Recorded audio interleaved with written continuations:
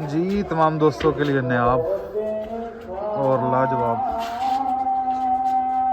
Golden पट्ठा। ये एक भाई हैं, उन्होंने पहले मुझसे परचेज़ किए थे उनकी फरमाइश पे।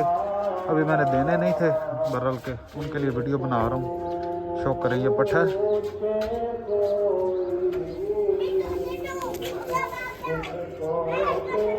पंजा देख रहे हैं, बिल्कुल खुश है। और ये पट्टियाँ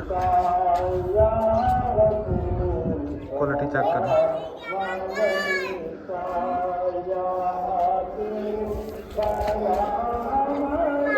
पंजों की क्वालिटी देखें।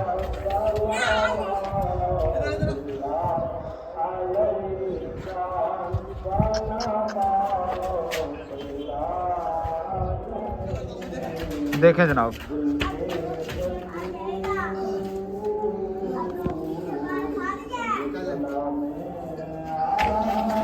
ये पट्ठा है और ये पट्टी है।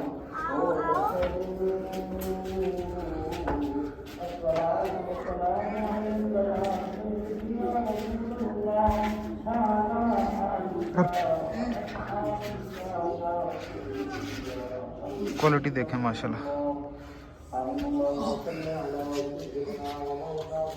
मेल फीमेल मत्तर देखें।